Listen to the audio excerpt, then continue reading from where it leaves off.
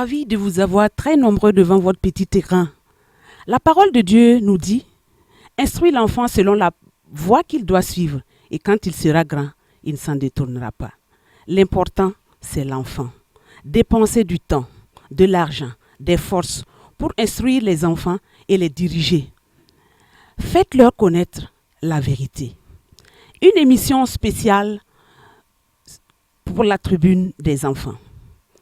Et aujourd'hui, il est question de parler de la journée des enfants et du thème de l'année, enfants chrétiens, lumière du monde. Sur ce plateau, nous avons des enfants venant des différentes églises, des tontons, des tantis. Et comme invité, nous avons le docteur Jean-Baptiste Rwamba à ma droite. Il est le pasteur principal de l'église centrale des Assemblées de Dieu. Bienvenue, pasteur. Merci. À ma gauche, nous avons le pasteur Samuel Korgo, pasteur principal de l'église centrale de Zignaré. C'est bien ça? C'est bien. Bienvenue. Merci. À ma droite, nous avons le pasteur Fidèle Zouma. Il est le président national du DENAD. Bienvenue, pasteur. Et pour terminer, une grande dame au milieu des pasteurs. C'est à féliciter. Tanti Monique, elle est secrétaire générale du DENAD. Bienvenue à tous. Et sans trop de commentaires, on aimerait inviter un enfant qui va prendre le micro pour nous définir qu'est-ce que c'est que DENAD. Volontaire. Je m'appelle Ouedraogo Micheline. DENAD signifie Département Enfant National des Assemblées de Dieu du Burkina Faso. Merci beaucoup. Avec le pasteur Zouma. Pourquoi ce thème? Enfants chrétiens, lumière du monde. Merci beaucoup, madame. Merci également à la maison, CVK, qui a bien pensé nous recevoir. Nous avons choisi ce thème, enfants chrétiens, lumière du monde, en conformité avec le thème de notre mandat. Nous avons comme thème pour le mandat « Sois un modèle ». Voilà pourquoi nous avons choisi ce thème, enfants chrétiens, lumière du monde, pour que nos enfants, selon ce que vous voyez qui se passe dans ce monde, soient une lumière pour éclairer les autres là où ils sont. Voici ce qui nous a motivés à choisir le thème dans le DENAD. Et pourquoi enfants chrétiens, lumière du monde, concerne-t-il réellement les enfants? En quoi? Ok, nous avons pensé ce thème pour les enfants parce que nous savons que si les enfants reflètent la lumière de Jésus, si les enfants ont Jésus en eux, ils pourront éclairer tout le monde. Et nous savons, comme vous l'avez si bien dit, l'important c'est l'enfant.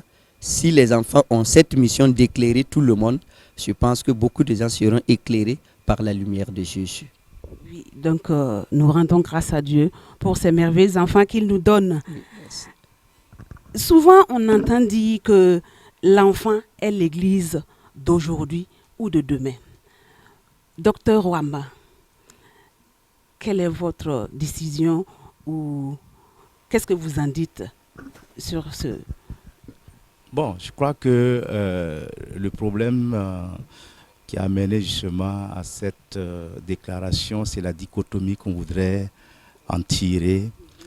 Ceux qui pensent que l'enfant, c'est l'église d'aujourd'hui et ceux qui pensent qu'il est l'église de demain. Le problème, c'est qu'une fois que nous avons l'enfant, à partir de ce moment, l'enfant doit faire partie de l'église. Parce que si nous avons, je dirais, le privilège d'avoir des parents chrétiens, l'enfant, même bébé, doit être associé à l'église, faire partie de l'église. Mais la plupart de ceux qui disent que l'enfant, c'est l'église de demain, c'est qu'ils ne trouvent, je dirais, aucun moyen de l'enfant. L'enfant n'a rien. l'enfant ne peut pas contribuer, l'enfant n'a pas droit à la parole, donc on pense qu'il faut attendre que l'enfant soit grand avant de l'incorporer dans l'église. Mais je pense que c'est une erreur monumentale parce que on doit associer l'enfant. Moi, j'ai eu le privilège d'être dans une famille chrétienne et nos mamans nous transportaient sur le dos pour aller à l'église. Nous avions notre école du dimanche, hein, et on chantait à l'église, on participait à la vie de l'église étant tout petit. Donc, en disant que l'enfant c'est l'église de demain, je crois que les tenants de cette déclaration font fausse route. Parce qu'il faut, dès le départ, introduire l'enfant à la vie de l'église, faire partie. C'est vrai que nos textes aussi ne nous arrangent pas parce qu'on dit que pour faire partie de l'église, il faut être baptisé d'eau. Et ça, je pense que c'est un peu... nous ne sommes pas des chrétiens nominaux, mais je crois qu'il faut quand même qu'on tienne compte que l'enfant fait partie de l'Église déjà à sa naissance. Parce que si on le dissocie de l'Église, ce n'est pas étonnant que les enfants se détournent de l'Église après. Effectivement. Et ça, je crois qu'il faut qu'on comprenne que l'enfant, c'est l'Église d'aujourd'hui et de demain. Merci beaucoup, pasteur. Et maintenant, nous allons parler de la place de l'enfant dans la famille. Pasteur Mathias Korgo. Samuel Korgo. Je m'excuse. Quelle est la place de l'enfant dans la famille? D'accord, merci madame. Et avant de traiter de la place de l'enfant dans la famille, je pense par rapport à la question s'il est de l'Église aujourd'hui ou demain, un regard biblique nous permet de situer l'enfant dans l'Église aujourd'hui, tant dans l'Ancien Testament que dans le Nouveau Testament. On voit que l'enfant est toujours impliqué et les exemples sont frappants et pour pouvoir justifier cela. Maintenant, quelle est sa place dans la famille? D'abord, il faut noter que l'enfant est une bénédiction pour la famille et pour toute la communauté. Aussi, il faut noter le fait que l'enfant est un accomplissement de la promesse de Dieu qui veut que nous procréions. Voilà. Donc, à partir de ces deux faits, on voit que l'enfant se trouve à une place centrale, voilà, une place privilégiée dans la famille parce qu'il est une bénédiction. Et s'il est une bénédiction, il doit être considéré, il doit être respecté, il doit être entouré et tous les moyens pour son éducation doivent lui être octroyés pour qu'il puisse jouer plus tard son rôle. S'il a une place bien importante, comme nous l'avons si bien dit, dans la famille, il va de soi qu'il ait un rôle aussi à jouer. Et son rôle va de l'implication de l'enfant à toutes les tâches de la famille. Donc tout ce que les parents font, même si au même niveau ou au même degré, l'enfant n'est pas à mesure de le faire, il doit au moins être initié à cela. Des tâches quotidiennes aux tâches spirituelles, des tâches ménagères aux activités intellectuelles. Juste quelques exemples pour terminer. Si il y a un culte familial, la place et le rôle de l'enfant, c'est aussi d'être associé à l'organisation de ce culte familial. Voilà. Donc, il a vraiment une place assez importante et il joue à peu près le même rôle que les parents. Et aussi, ce qu'il faut mentionner, sans l'oublier, c'est le fait que l'enfant devra un jour représenter cette famille dans laquelle il est. Voilà. Et s'il doit représenter cette famille et poursuivre continuer la mission de la famille, il va de soi qu'à partir de maintenant, il soit impliqué et il soit autorisé à commencer à travailler. Merci. Donc l'enfant a son mot à dire dans la famille. Très bien. C'est bien ça. Merci. Merci au pasteur. Parce que nous, enfants, on a toujours un mot à dire dans la famille. Mais il y a beaucoup qui ne suivent pas ces règles. Pasteur Romba.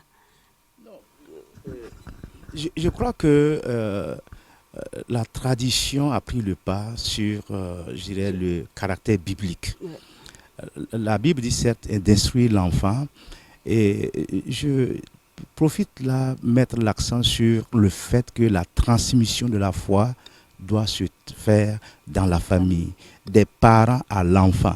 Et ça, quand on pense en termes de futur, ce serait une très belle chose parce que les enfants ont leur place dans la famille, puisque il faut qu'on leur donne la parole, il faut qu'ils puissent s'exprimer et ne pas juste les confiner au silence absolu. Parce que dans notre tradition, l'enfant n'a pas un mot à dire devant ses parents, quelles que soient les choses. Maintenant, bon, la situation a un peu changé parce que je ne me rappelle pas un seul jour avoir dit non à mon père pour quoi que ce soit.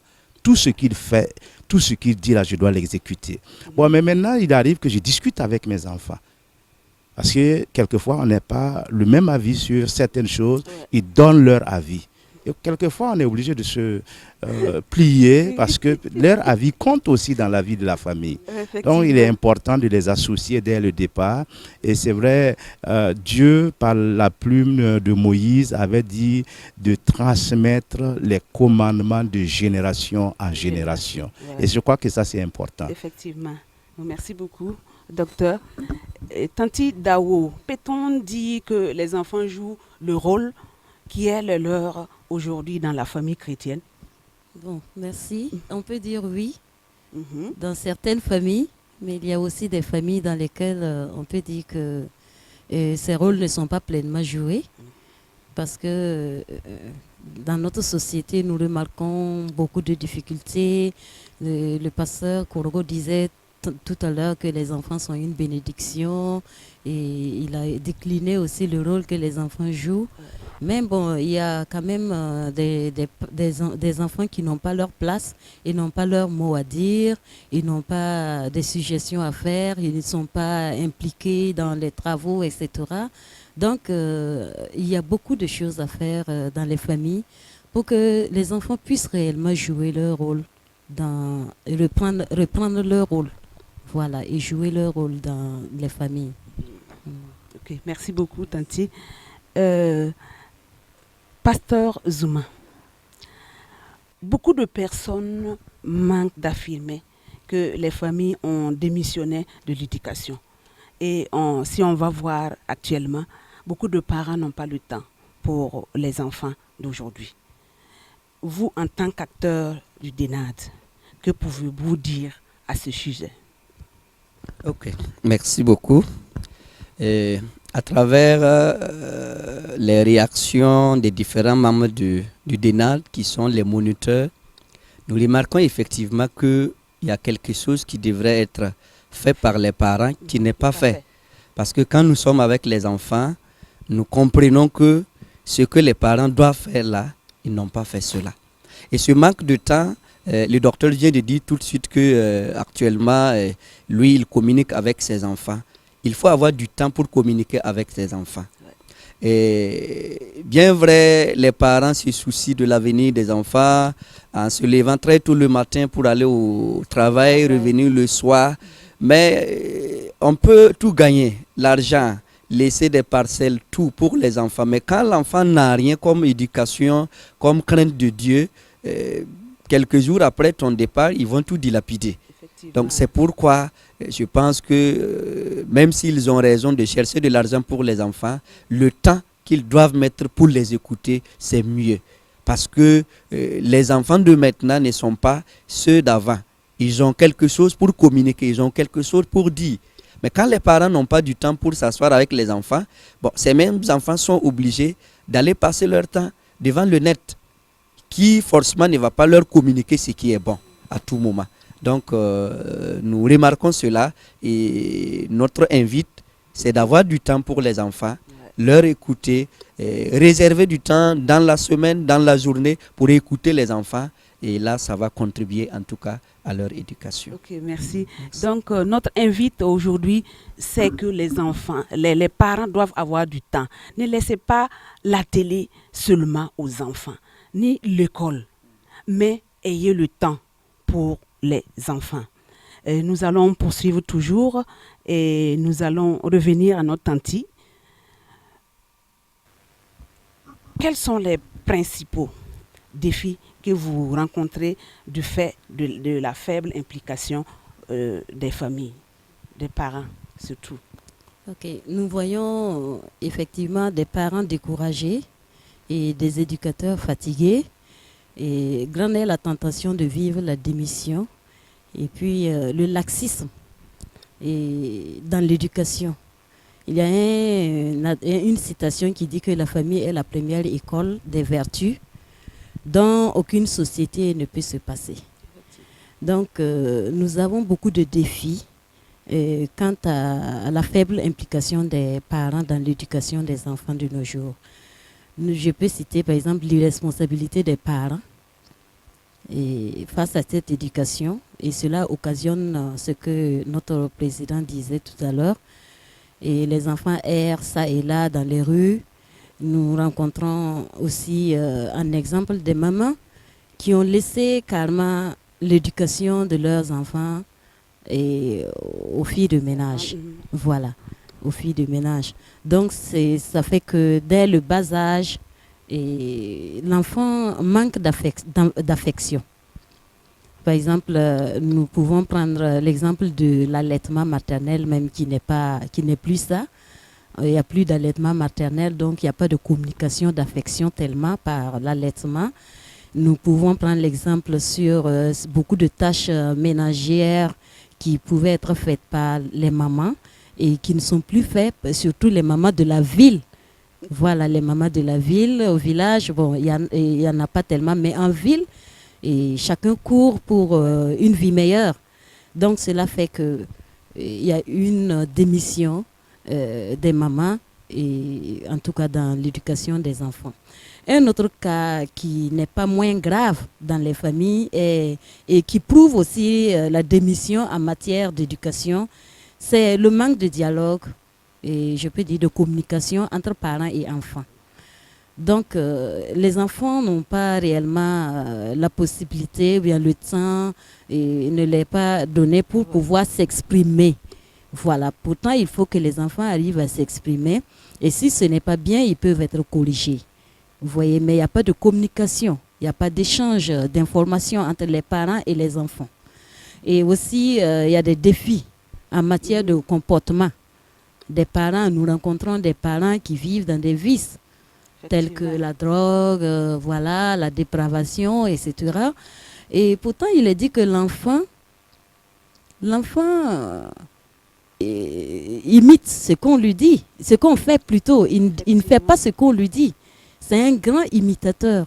Donc cela pousse les enfants dans ces vices aussi. Parce que ce qu'ils voient à la maison, ils croient que c'est ça qui est le meilleur des exemples, le meilleur des modèles. Donc il faut aussi copier. Donc pourtant ce n'est pas ça. Voilà. Donc nous avons beaucoup de défis réellement dû au fait de la faible implication des parents dans l'éducation des enfants. Donc, on invite les enfants à réellement s'impliquer à l'éducation de nos enfants. Pasteur Samuel, qu'est-ce que vous pouvez dire en plus? D'accord. En termes de défis à l'endroit de la famille, je pense qu'elle a mentionné l'essentiel. Mais ce qu'il faut aussi mentionner ici, c'est que de toute façon, le retour en arrière n'est pas possible. Décrire une famille traditionnelle où tout va bien, où les parents communiquent, où la mère est à la maison et elle s'occupe de ses enfants. Bon, je pense que cette nostalgie, même si nous la souhaitons, on ne peut pas retourner à cela. Les défis sont là. D'abord, l'ère du temps constitue un défi. Nous sommes dans un monde post-moderniste où l'individu de plus en plus occupe une place importante. Il y a aussi des défis économiques qui se posent à toutes les familles, surtout celles qui vivent en ville. Et imaginez une famille dans les banlieues de Karpala ou bien à Marcoussis. Et toute la difficulté qu'il faut assumer pour nourrir les enfants, pour éduquer les enfants, pour soigner les enfants, ça demande un sacré boulot. Et tout cela fait que les mères et les pères ne peuvent plus rester à la maison pour éduquer leurs enfants. Donc, en plus des défis économiques, il y a des défis liés au travail. Les mères aujourd'hui ne sont plus à la maison, elles doivent aller au travail, elles doivent assumer elles-mêmes leur survie et leur avenir. Donc face à ces défis, ce qu'on peut demander à ses parents, les défis sont évidents, hein, il ne faut pas les nier. Et, voilà. Et face à ces défis, ce qu'on peut demander aux parents, c'est justement de s'impliquer. Ils doivent s'impliquer, ils doivent travailler. Ce n'est pas parce que la vie est dure qu'il faut démissionner du côté de la maison. Ben, si on n'a pas de temps de quantité, il faut au moins avoir un temps de qualité. Le temps de quantité aujourd'hui, personnellement, j'ai des difficultés à avoir un temps de quantité pour ma famille et pour l'église. Mais le peu de temps que nous passons avec les enfants et avec notre famille doit être un temps de quantité. Et je pense que tous les adultes d'une certaine maturité comprennent cela et ils doivent travailler à cela. Et Merci. je me dis que si l'enfant voit que papa et puis maman s'intéressent à moi, il prend soin de moi, tout ce que je dis, bon, pas tout, mais quelques mots que je place, papa et maman prennent en considération et que j'ai la place dans la famille, je me dis que l'enfant évoluera bien et qu'il va suivre la voie que Dieu veut que nous suivons pour grandir avec. Donc, nous allons poursuivre toujours l'émission et nous allons parler de la place de l'enfant dans l'Église. Docteur Wamba, est-ce que l'enfant a une place dans l'Église? Je l'ai dit et je le répète, l'enfant a et aura toujours sa place dans l'Église. Quel que soit le milieu dans lequel on se trouve, on ne peut pas ignorer les enfants, on ne peut pas les mettre de côté, on ne peut pas sous-estimer leur implication dans la vie de l'Église. Vous savez, je vais peut-être revenir un peu dans la nostalgie du passé avec l'école de M. Dupré. Le réveil est venu par les enfants. Il y avait des adultes qui priaient. Il y avait des adultes qui prêchaient, il y avait des adultes, je dirais, qui évangélisaient. Mais lorsque le réveil est venu, c'est avec les enfants de chez M. Dupré. Et ce réveil a permis qu'il y ait des ouvertures d'église dans cette ville de Ouagadougou. Et donc, il est important pour nous d'associer les enfants dès leur jeune âge. Dès leur jeune âge, dès leur tendre enfance, les enfants, on doit leur donner leur place, apprendre à prier, à lire, à méditer, à partager, à témoigner, à contribuer à leur manière. Parce que quand on parle de la contribution, l'enfant, même sa présence, est une contribution dans l'Église. Et ça, c'est important parce que l'enfant a besoin de trouver sa place au milieu des adultes dans l'Église. Souvent, on les met carrément dehors. Hein. Ils ont leur classe et puis les moniteurs s'en occupent. Mais il faut trouver le moyen de les associer à la vie de l'Église. Parce que si on les met de côté, ils n'auront que leur cadre. Ils ne sauront pas trop ce que les adultes font. Nous, ce que nous avons trouvé comme astuce à l'Église centrale, c'est de faire de telle sorte que tous les premiers dimanches du mois, toutes les classes des enfants se retrouvent dans l'Église. Pour vivre une vie, je dirais, réelle, de ce que c'est qu'une église. Parce que les enfants, on ne peut pas juste les mettre de côté et puis leur demander après d'être chose. Parce que tant qu'on ne les associe pas aux adultes, ils ne grandiront pas normalement. Il y aura quelque chose qui va manquer. Mais si on les associe aux adultes, ils pourront prendre le bon exemple. Mais je ne vous coupe pas, mais deux fois on dit que les enfants, ils n'ont pas... la capacité de comprendre ce qu'on dit à l'église. Voilà pourquoi on les sépare pour que les tontons et les tantis aussi leur donnent. Je crois que c'est une erreur parce que dans cette vie moderne, il y a des enfants qui apprennent à leur maman à manipuler les portables et puis les ordinateurs et puis même chose. Pas plus tard que hier, j'étais à chose, un enfant de chose qui a transféré, et puis le téléphone de sa voisine là, transféré de l'argent et aller récupérer sa chose. Et c'était un problème au niveau de l'agence. Donc, il y a un certain nombre de choses, on les sous-estime.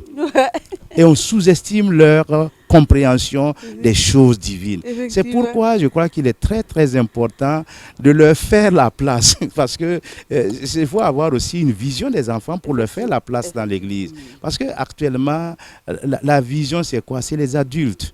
C'est les adultes. Moi, je suis venu à l'église centrale il y a 30 ans. Mais ceux que je suis venu trouver jeunes, comme moi-même je suis venu jeune, on a vieilli. Il y en a plusieurs sont à la retraite aujourd'hui. Mais qu'est-ce qu'on fait des enfants? Il faut qu'ils aient leur place. Donc, il y a eu quelque chose pour lequel notre vision doit fondamentalement changer pour nous adapter à la vie. Même si on dit que l'enfant ne comprend pas, moi, il y a des choses qui m'ont marqué depuis ma tendre enfance jusqu'à présent. Les gens ne peuvent pas s'imaginer. Il y a beaucoup de choses que j'ai apprises quand j'étais tout petit et qui restent encore, qui sont des vertus. Ouais. Donc dire que les enfants sont genre les met de côté en disant il faut aller chez les moniteurs, il y a quelque chose, à mon avis, qui manque. Peut-être qu'il y en a qui ont d'autres avis différents, mais je pense que dès la tendre enfance, il faut associer l'enfant. Parce que même quand il est dans le ventre de la maman, il faut qu'il apprenne à sauter, à danser à la musique de l'église. Comme ça, il ne va pas justement s'éloigner quand il deviendra grand. Il y a un certain nombre de choses que nous ne prenons pas en considération, mais dont il faut en tenir compte maintenant et ne pas dire demain. Donc, moi, je pense que les enfants... Vous avez la vision, mais il y a beaucoup de pasteurs qui n'ont pas la même vision. Non, mais moi je les invite à avoir la vision parce que c'est là l'occasion pour moi de féliciter les responsables de l'Église nationale qui ont créé ce département. Parce que, à mon avis, je pense que c'est le dernier département, la dernière structure associative qui a été créée. Oui. Mais il y avait urgence à le faire.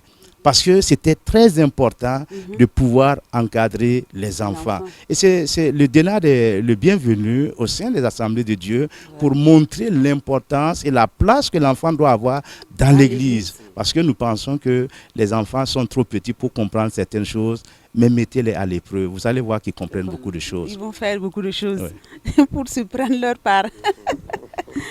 Pasteur Zouma, comment est-ce qu'on les prépare à ce rôle dans l'église? Parce que puisque c'est des enfants, comment on va les prendre?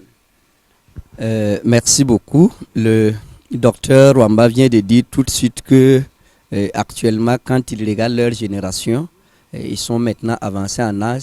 Ça veut dire qu'ils pensent déjà à ceux qui vont prendre la relève. Sinon, on ne parlera pas de l'église centrale après. Donc, vu cela, il y a nécessité effectivement de préparer les enfants à cela. Et ça fait que au niveau du département enfants du DENAT, à travers les enseignements que le moniteur donne, les enseignements bibliques, toutes les actions que les moniteurs mènent contribuent en tout cas à préparer les enfants à pouvoir mener leur vie spirituelle, maintenant participer au fonctionnement de l'église, mais également aussi les préparer parce que quoi qu'on dise, les dirigeants de l'église d'aujourd'hui ne seront pas les dirigeants de l'église de demain. Donc il faut penser qu'on va passer, et quand le docteur parlait, quelqu'un qui n'a pas de vision par rapport au ministère parmi les enfants, c'est quelqu'un qui pense qu'il est éternel. Quand tu es responsable d'église et tu penses que tu ne vas pas un jour laisser l'église, tu ne vas pas regarder les enfants. Mais tu dois penser qu'il y aura un temps, même si tu veux, tu ne pourras plus faire. Donc en ce moment, tu ne feras que préparer les enfants. Donc ce que nous menons comme des actions, c'est surtout les enseignements, en tout cas sur tous les domaines, l'encadrement holistique, j'allais dire, de l'enfant pour préparer en tout cas l'avenir. Merci beaucoup. Vous allez donner le micro à un tonton derrière pour qu'il nous donne quels sont les défis qu'on rencontre dans l'encadrement des enfants dans l'église. Ok, bien, merci pour la parole. Il faut dire que nous rencontrons beaucoup de difficultés. Vous savez que les enfants sont budgétivores. Ouais, ils sont ce qu'ils sont. Voilà, donc ça demande assez de moyens pour encadrer les enfants. Et si on prend l'exemple tout simplement des journées d'enfants, ça demande de l'argent. Après la fête, il faut que les enfants mangent. Donc ça, ça demande de l'argent. Et même sur le plan des classes, les classes lors les écoles de dimanche, il y a les infrastructures souvent qui manquent. Il n'y a pas de classe pour les enfants. Et si les infrastructures sont là, il n'y a pas de bancs. Donc voilà un peu de difficultés que nous rencontrons. Si en tout cas les pasteurs peuvent... Bon, nous félicitons ceux-là qui le font déjà. Voilà, et nous profitons en tout cas de ce micro, demander aux autres également d'emboîter les pas. Ouais. Voilà, et ceux qui le font déjà, qu'ils consolident tout simplement. Voilà, ceux qui le font déjà. Et je pense qu'en le faisant, ensemble, nous allons gagner l'éducation des enfants. Ok, merci. Donc, vous n'aurez pas à craindre parce que nous avons le docteur Jean-Baptiste qui est là, qui a la vision. Dormez tranquille. Vous aurez ce que vous... pour cela. À lui seul, ce n'est pas un Zorro de l'église. Donc, on invite les autres à suivre. C'est vrai que le ministère auprès des enfants est très important. Et je vais revenir un peu en arrière par rapport à la journée. Dire que depuis que la journée est instaurée, lors de la journée, ce sont les enfants qui conduisent intégralement le culte chez nous. Même la prédication, ce sont eux qui prêchent. Je peux vous montrer des photos de l'année dernière en attendant 2019. Et chaque année, nous leur donnons l'occasion de s'exprimer. Parce qu'un seul dimanche dans l'année, certes, ça permet aux parents aussi de voir ce dont les enfants sont capables. Je me rappelle, je crois qu'il y a 2 ans, lors de la prédication, il y avait une team de 2 personnes, c'était une fille et puis un garçon. Et à la fin, la maman de la fille est venue dire que toi, tu vas nous mettre la honte parce que ce que tu as fait là, moi-même, je ne peux pas faire ça. Devant les gens. Donc, il y a quand même, je dirais, de l'espoir de l'avenir pour ces enfants et pour nos églises aussi. Amen. Pasteur Corbeau, est-ce que tous les pasteurs ont compris réellement l'éducation et l'encadrement des enfants dans l'église? Merci madame. Tous les pasteurs l'ont compris. Là, je ne suis pas sûr. Mais je pense que et le président du DENAD et le docteur Ramba ont assez insisté sur la nécessité de l'encadrement des enfants. Et ceci dit, je pense que nous sommes aussi enseignants dans les écoles bibliques. Et dans le programme de formation des pasteurs à l'école biblique, il y a quand même des modules qui traitent de cette question-là. Et des discussions sont instaurées, mises en place dans les écoles pour qu'on en parle. Mais est-ce que c'est assez? C'est là toute la question. Et je pense qu'une vision noble de la formation et de l'encadrement des enfants voudrait que dès les instituts de formation, le programme soit orienté et soit sur les enfants. Et si le programme venait à être orienté sur les enfants, depuis les écoles de formation, je pense que les pasteurs, à leur sortie, auront une bonne vision de l'enfant et de sa formation. Et ceux qui n'ont pas compris, je pense que dans les formations continues des pasteurs, je ne me rappelle pas à quelle année, mais le DENAD avait veillé à ce que le thème de formation, de la formation continue des pasteurs, soit axé sur les enfants, place et rôle de l'enfant dans l'église locale.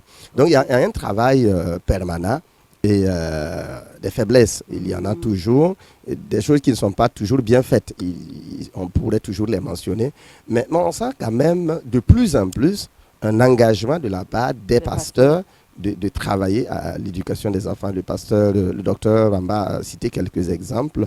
De mon côté aussi, ce que j'ai pu vivre quand nous étions enfants dans les églises locales, aujourd'hui, quand je vois les enfants qui sont dans nos églises locales, je pense quand même qu'il y a beaucoup plus de considération, il y a beaucoup plus de respect et il y a une certaine place qui leur est accordée. C'est vrai que ce n'est pas assez parce que toutes les églises ne sont pas arrivées encore à la journée de DENAD, donner la prédication aux enfants. Mais je pense que notre souhait ici, ce n'est pas d'amener tout le monde forcément à le faire. Chacun son point de vue, chacun sa manière d'organiser son église. Bon, mais si vous ne pouvez pas faire ça, faites au moins autre chose qui montre que vous situez l'enfant à une place centrale. Quelqu'un d'autre qui n'aurait pas mis l'enfant à la prédication, qu'il le mette au moins à une place où qui équivaudrait la prédication et qu'on dirait que je n'ai pas fait la prédication, mais j'ai pu faire ça. Donc, je pense que c'est un travail permanent et continu. Et ce qu'il faut aussi mentionner ici, le docteur l'a dit, notre culture a un impact très important sur la vie de l'Église. Et tel que ça fonctionne dans la culture, c'est de cette manière que l'Église fonctionne. Donc, je pense que le travail n'est pas seulement à faire au niveau de l'Église, mais aussi travailler à la libération des mentalités. Et je pense que nous allons gagner. En ce qui concerne les églises locales, la formation va poursuivre et le travail va continuer dans ce sens. Mais qu'est-ce que l'Église fait De façon pratique, je vais dire juste 3 choses. de façon pratique, je pense que l'Église doit d'abord accompagner les parents dans l'éducation des enfants. Quoi qu'on dise, le temps que les enfants passent à l'Église est infime par rapport au temps que ces mêmes enfants passent à la maison. Donc même si l'Église faisait tout ce qu'elle fait et que les parents ne prennent pas en main leurs responsabilités, il reste toujours quelque chose à faire. Mais le rôle de l'Église, c'est d'abord de donner aux parents les moyens, en les formant, en les accompagnant, en constituant des groupes de parents pour qu'ils puissent eux-mêmes parler de leurs enfants et faire des propositions utiles pour l'éducation et la formation spirituelle de leurs enfants. Première initiative. Deuxième initiative, le pasteur l'a déjà mentionné, docteur Ramba l'a déjà mentionné, et c'est trouver une place pour les enfants à l'église. Je vais parler de leur implication. Dire que nous accordons une grande importance aux enfants et ne pas pouvoir les impliquer dans l'organisation même de notre culte, je pense quand même qu'il y a des choses qui restent à faire. Maintenant, comment est-ce que cela sera fait? En fonction des églises. Il y en a qui, voilà, ils font participer les enfants juste la première partie du culte et à la deuxième partie, phase prédication, les enfants rejoignent leur classe. Même si ce n'est pas suffisant, c'est quand même intéressant. Et je pense aussi quand on dit que les enfants doivent prendre part au culte, ce n'est pas une manière de ne pas reconnaître le travail que font les moniteurs. Tous nous sommes unanimes que les enfants ils peuvent suivre, c'est vrai, mais les prédications d'un certain niveau, même quand les enfants ont la volonté, ils n'ont pas la formation et la connaissance nécessaire pour pouvoir cerner. Certainement, l'œuvre du Saint-Esprit, il puise des éléments nécessaires pour leur croissance spirituelle, mais ce même message peut être délayé ou dilué du moins, peut être dilué par un moniteur et transmis à l'enfant dans des mots les plus simples. C'est pour permettre à l'enfant, au lieu de se contenter de quelques bribes du message, d'avoir intégralement le message de la parole de Dieu. Une fois que ces deux choses sont faites, je pense aussi que les églises doivent apprendre, en plus de les impliquer dans l'organisation du programme. Quand je dis impliquer dans l'organisation du programme, j'entends les faire intervenir à l'église, les impliquer au groupe de louange et d'adoration, les impliquer dans les préparations, tout ce que l'église fait, travailler de manière à ce que des enfants soient représentés, et ça reste un idéal. Mais je pense qu'on peut travailler à cela, que les enfants soient impliqués. Aussi, ce qu'il faut faire, c'est leur consacrer quand même les moyens de leur politique. Parce que les enfants n'ont pas eux-mêmes les moyens de leur propre politique. C'est à l'église de leur donner les moyens de leur politique. Et je pense que dans ce domaine, ça c'est un point de vue qui reste personnel. Donc d'autres peuvent avoir des points de vue assez différents et je respecte aussi leur point de vue. Dans ce domaine, je pense quand même que l'église ne fait pas assez. L'église ne fait pas assez quant à donner les moyens financiers pour l'encadrement des enfants, pour la formation des enfants. Et quand je dis l'église ici, je vois l'église de façon globale. Parce que là, la question de l'éducation des enfants, de la formation des enfants ne se limite pas à une église locale. Ce que le pasteur Samuel Korogo fait à l'église centrale des assemblées de Ziyaré. Les enfants de l'église centrale de Ziyaré ne représentent pas les enfants de l'église de façon générale. Les églises peuvent s'entraider, coordonner leurs efforts, travailler en symbiose, de manière à prendre en charge l'éducation des enfants de l'église, parce qu'il s'agit là, pas des enfants d'une église locale, mais des enfants de l'église. Et je pense que dans ce domaine-là, tant au niveau national qu'au niveau régional, au niveau sous-régional ou au niveau local, des efforts doivent être faits dans le sens du budget pour que les enfants soient formés. Et puis pour terminer, je dirais que en réalité, quand vous prenez le budget de l'église, quand suivez les gens, quand ils disent donner du temps ou de la place aux enfants, pour le vérifier sur le terrain, prenez leur budget, le budget de l'église, et voyez quel pourcentage est consacré aux enfants. Et en fonction du pourcentage consacré à la formation des enfants, aux moniteurs, on peut tout de suite dire si l'église accorde une place à l'enfant ou bien si l'église accorde une place à autre chose. Je suis tout à fait d'accord que les églises, en fonction de leur tendance, certains vont accorder de la place à la mission, il y en a qui vont accorder de la place à l'évangélisation. Bon, mais ceux-là qui accordent de la place à l'enfant sont ceux-là qui donnent beaucoup plus de leurs moyens financiers et matériels aux enfants. Et ce n'est pas encore fait, mais nous attendons que du niveau national jusqu'au niveau local, que cela soit vraiment vérifié et vérifiable. Voilà, merci. Donc, docteur Jean-Baptiste. Bon, je crois que c'est important parce que, quoi qu'on dise, il faut être honnête. pour bien s'occuper des enfants, il faut mettre le paquet. Pour les moyens. Pour les moyens. Et comme il a si bien dit, les enfants sont budgétivores. Parce qu'ils n'apportent pas grand-chose, mais ils veulent beaucoup de choses. Donc, et ça, il faut qu'on comprenne que mais si nous prenons soin d'eux quand ils sont petits, quand ils deviendront grands, ils seront les plus gros contributeurs de l'Église. C'est ce que les gens oublient.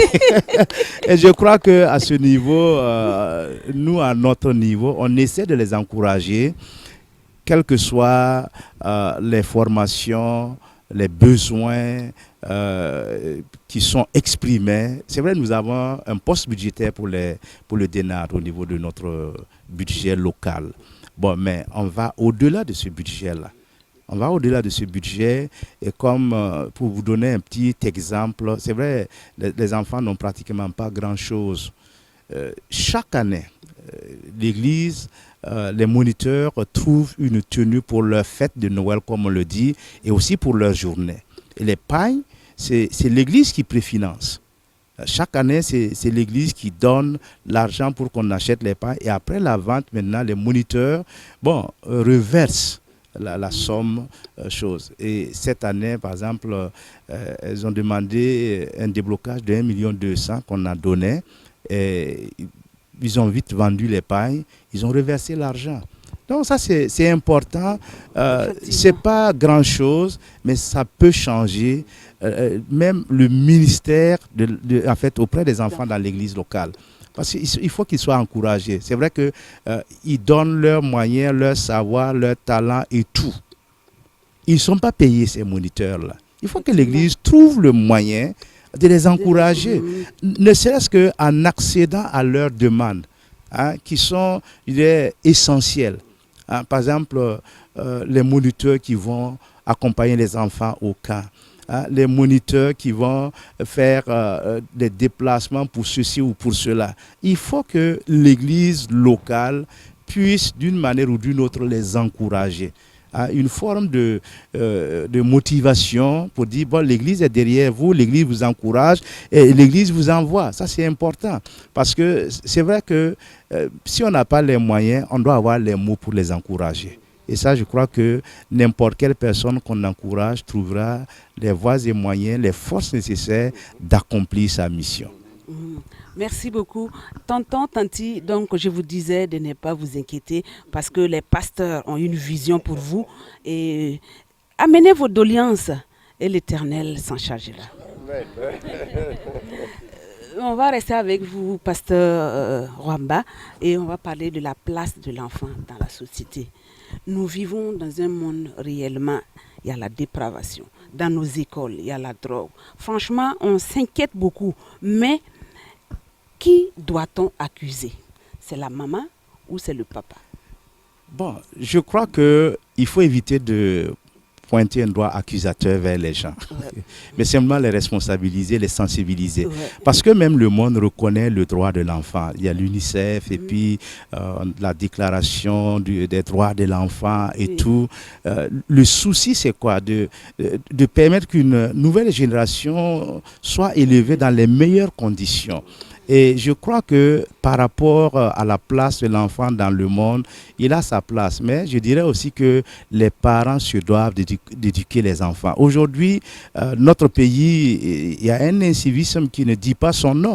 Vous voyez, quelquefois, vous voyez des parents qui remorquent leurs enfants derrière ou dans la voiture, qui brûlent le feu devant le policier. Pour l'enfant, c'est tout à fait normal. Il va grandir avec cette mentalité-là que même si le feu est rouge, on peut passer parce que papa est passé au feu rouge.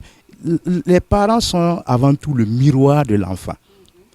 Ce que l'enfant voit dans les parents, il a tendance à imiter et à faire comme les parents, parce que c'est vrai, on l'a dit ici, bon, c'est dans le cadre familial que l'instruction doit se faire. Mais aussi, les moniteurs ont l'habitude de dire que les parents sont la première Bible ouverte de l'enfant. Ouais. Donc, il lit les actes, les paroles, le comportement, la conduite des parents, afin justement de faire comme eux. Et on dit souvent tel père, tel fils. Ouais. Hein. Et ça, nous devons nous rendre compte de la responsabilité des enfants, des parents dans l'éducation des enfants, leur donner la meilleure éducation afin de faire d'eux des hommes et des femmes dans notre société qui vont impacter notre société. Donc, ils ont leur place.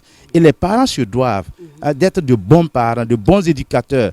Pas juste un père fouettard, mais qui donne l'exemple, le modèle à suivre. Et donc, je crois que dans notre monde, ils ont des choses. Et je crois que si nous voulons, ça, je fais un appel aux parents, si nous voulons voir notre société changer au Burkina Faso, l'incivisme banni à jamais, il faut que les parents eux-mêmes soient des exemples. Donc, dans le monde, ou dans l'église, les enfants, l'enfant, c'est un enfant, il imite ses parents. Si vous donnez le bon exemple, il va vous suivre. Si vous donnez le mauvais exemple, il va vous suivre. J'ai regardé une émission aux États-Unis et il y a certains enfants qui se plaignaient des parents. Et on dit, le journaliste est arrivé à la conclusion que si l'enfant naît dans un foyer dysfonctionnel, comme ils le disent, il a tendance à perpétuer cela dans son propre foyer. Et ce qui fait que si les parents donnent le bon exemple, ils vont suivre le bon exemple. Donc, j'interpelle aussi les parents pour dire que pour que notre société change, pour que le monde change, il faut qu'eux-mêmes soient de bons exemples. Ok, merci beaucoup. Donc, Pasteur Korogo, quel conseil vous avez à donner aux enfants et aux parents qui nous suivent pour qu'ils soient réellement, véritablement la lumière que le Seigneur Jésus-Christ veut que nous reflétons? Je pense par rapport à cela, pour être la lumière et le sel, comme Jésus lui-même l'a demandé, on ne peut que retourner aux prescriptions de la parole de Dieu, et pour les parents et pour les enfants. Du côté des parents, on l'avait déjà évoqué ici, il suffit de considérer les faits bibliques pour se rendre compte que l'enfant occupe une bonne place. Depuis le temps de Noé, qui devait être sauvé avec sa femme, y compris les enfants. Depuis le temps d'Abraham, et puis ainsi de suite. Quand on se réfère à Deutéronome 6 et à Exode 12, on voit que la Bible, les prescriptions bibliques, le décalogue donne une place importante aux enfants et demande à ce que les enfants soient instruits, soient enseignés dans la vie, pour la vie, mais aussi dans la parole de Dieu pour la vie spirituelle. Et après cela, on voit tout le Nouveau Testament qui revient et qui martèle encore par rapport à la responsabilité des parents quand Jésus lui-même demande à ce qu'on lui laisse venir les enfants. On voit les apôtres qui poursuivent dans ce domaine-là. Donc, il s'agit de considérer, pour les parents, il s'agit de considérer ce que la Bible dit dans ce domaine. C'est vrai que la faisabilité, l'application n'est pas aussi simple que ça, mais on peut travailler, l'Église peut s'impliquer de manière à ce qu'on puisse accompagner les parents et chacun jouera son rôle comme il se doit. À l'égard des enfants, je pense que là également, la Bible n'est pas restée silencieuse. Elle demande aux enfants de se soumettre, d'obéir, et de rester à côté de leurs parents pour bénéficier des instructions. Et nous l'avons déjà évoqué tantôt, le temps que les enfants passent à la maison est très peu parce que dès l'âge de 6-7 ans déjà, les enfants passent beaucoup plus de temps à l'école qu'à la maison. Voilà. Donc déjà, quand on considère en termes de temps, à l'église, très peu de temps, à la maison, très peu de temps, et beaucoup de temps dehors, à l'école. Et quand les enfants sont à la maison, ce sont les parents qui ne sont pas là, laissant les enfants face à la télé et à l'Internet. C'est l'ère du temps. Bon, mais, ceci dit, nous ne devons pas nous dédouaner de notre responsabilité en tant que père, en tant que mère. Et ce qu'il faut aussi dire ici, c'est ce qui a déjà été mentionné, les enfants, avec des enfants soumis, avoir des parents aussi qui donnent de bons exemples, voilà, et qui vivent conformément à la parole de Dieu. Et je pense que si chacun assume correctement son rôle et reste dans le cadre voulu par la parole de Dieu, bon, le reste, on réfléchira et on trouvera le bon moyen pour pouvoir briller comme lumière et laisser son sel à la portée du monde. Merci beaucoup. Amen. Nous sommes presque au terme de notre émission, mais Pasteur Zouma, pour vous, quel est le défi majeur qui doit relever réellement et pour assurer une bonne relève et permettre à nos enfants d'impacter le monde? Merci beaucoup. Je rappelle en passant que nous avons le docteur qui est là et qui est le membre du bureau exécutif du Lagungo pour dire que tout ce qui est dit va atteindre en haut. Alors donc je pense qu'on est gâté. Et je voudrais par là effectivement, à travers sa présence, dire merci au bureau exécutif du Lagungo qui a permis en tout cas à ce que le DENAT intervienne même dans les écoles bibliques pour pouvoir donner quelques éléments afin que, comme le pasteur Korogo l'a dit, ces étudiants pasteurs en sortant puissent quand même avoir un bagage pour pouvoir prendre soin des enfants. Alors, pour pouvoir aider ces enfants, ce qu'il faut faire, c'est ce que les uns et les autres ont dit, côté parents, être modèle surtout, et au niveau de l'église, comme le docteur et le pasteur Korogo l'ont signifié, avoir du temps, que les enfants aient une place. Il y a dans certaines églises où les enfants seulement, on dit aux moniteurs de les calmer pour que les adultes écoutent le message. Donc à la limite, les enfants, ou bien la présence même des moniteurs, c'est pour calmer les enfants et permettre à leurs parents pour pouvoir écouter. Et je dis souvent quelque part, est-ce qu'il y a souvent certains parents qui pensent même que ne se soucient pas de l'enlèvement de leurs enfants. Ils se préoccupent d'eux-mêmes pour l'enlèvement et pas les enfants. Parce que quand un parent peut laisser son enfant à la maison, ne l'amène pas à l'église pendant les cultes de prière, bon, c'est comme si Jésus vient, si lui et puis son épouse partent, bon, c'est fini. Alors donc nous demandons l'implication des parents et encore plus d'engagement des pasteurs. Pour les moniteurs, comme les pasteurs l'ont dit, encourager pour leur formation. L'exemple qui est fait à l'église centrale est à imiter, comme aussi ce qui se fait à l'église des Ignarés. Je suis témoin, je sais ce qui se passe là-bas. Accompagner les moniteurs. Quand vous avez des moniteurs qui ne sont pas formés, qu'est-ce qu'ils donnent aux enfants?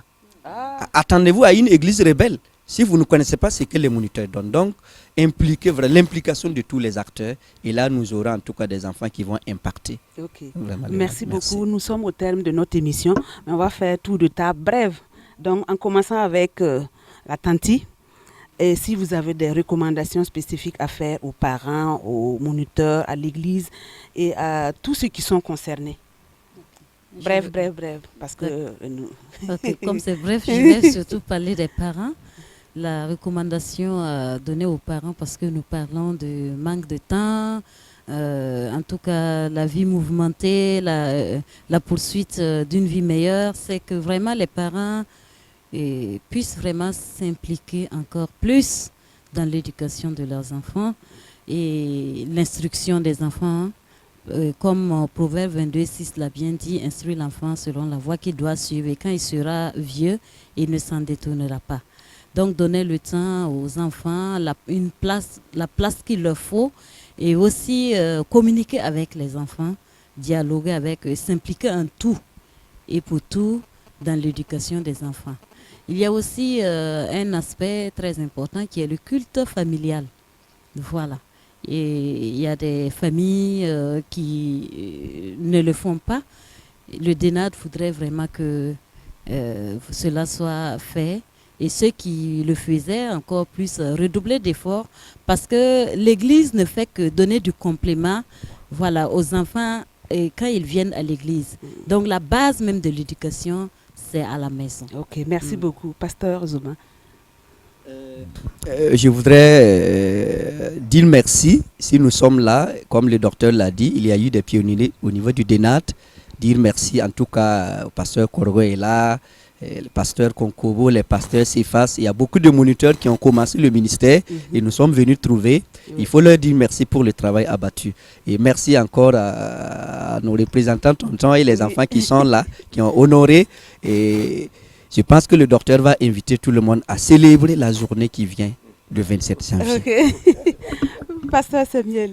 D'accord, merci pour l'opportunité de cette émission. Et si j'ai une demande, c'est que des activités de ce genre se renouvellent, se répètent, pour que les parents et les églises soient sensibilisés. Nous ne doutons pas de la portée de CVK et nous savons que cette émission fera tache d'huile. Toutefois, s'il faut noter des recommandations, l'un des défis aussi qu'il faut mentionner à l'endroit du DENAD et aussi à l'endroit des pasteurs et de l'Église, c'est au niveau formation, veiller à la formulation théologique de tout ce qui a été dit. Ici, nous avons mentionné la place des enfants et nous avons invité les parents et les églises à le faire. Mais si on nous demandait mais comment, la difficulté va se poser. Deuxièmement, si on nous posait la question du contenu, il faut former les enfants, c'est bien, il faut les enseigner, c'est vrai, mais avec quel contenu?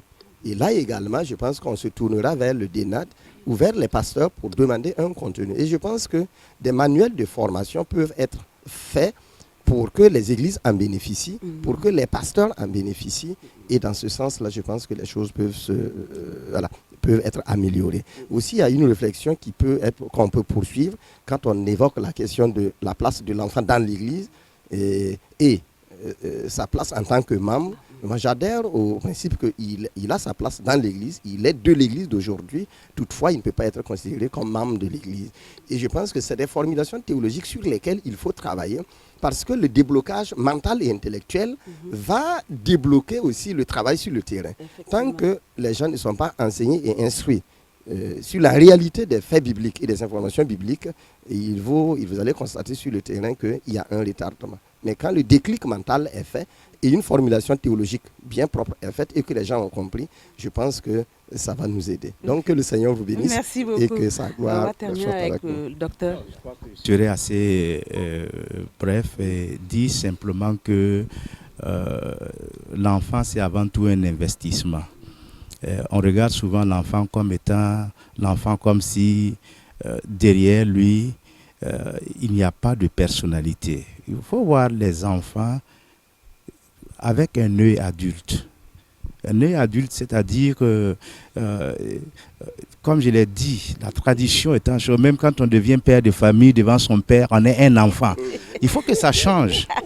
Il faut que ça change et qu'on voit l'enfant comme étant une personne complète, appelée à jouer un rôle important dans l'Église. Parce que c'est en ce sens que je voudrais inviter mes collègues pasteurs à revisiter leur théologie de l'enfant. Il ne faut pas regarder toujours l'enfant comme étant tout petit comme ça. Et puis bon, il a sa place, il aura sa place, il devra avoir sa place dans l'Église. Et je dis aussi l'autre défi que les enfants ou les parents ont, l'Église a, c'est de donner la place à l'enfant. Vous donnez la place à l'enfant, vous allez voir qu'il est pétri de talent.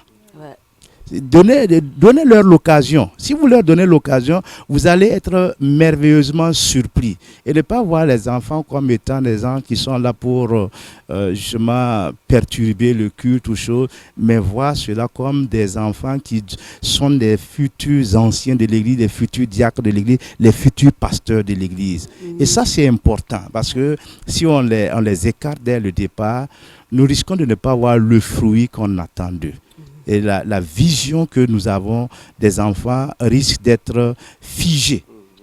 Mais si nous reformulons notre théologie, nous revisitons notre théologie de l'enfant, nous allons voir que ce sont des ouvriers qui vont faire le travail plus que ce que les adultes la font. Parce que combien d'enfants ont amené leurs camarades à l'église, qui se sont convertis, que ce soit au niveau du primaire ou au niveau de choses, c'est très, très, très important. Et moi, je voudrais encourager les pasteurs, les ouvriers, les parents à donner une chance à l'enfant. Si on leur donne la chance, eh bien, nous serons agréablement surpris. Bien que Dieu bénisse ces choses, et comme le président du DENAD l'a dit, on se donne rendez-vous pour le 27 janvier, pour la journée des enfants, afin de permettre aux enfants d'exprimer leur talent aux yeux de tous dans l'Église. Amen, voilà, merci. Amen. Merci au docteur Wamba, merci au président national du DENAD, merci au pasteur Samuel qui nous vient de Zianré, tout frais. Merci à Tanti Dao, que Dieu vous bénisse. Merci aux enfants, aux tantis, aux tontons, que la grâce de Dieu vous accompagne dans votre œuvre. Fidèles téléspectateurs du canal Vim Koera, nous sommes au terme de notre émission spéciale Tribune des enfants. C'était une question de parler de la journée du Dénad et le thème de l'année, l'enfant chrétien, lumière du monde. Merci à l'équipe technique de CVK. À la prochaine. Que Dieu vous bénisse.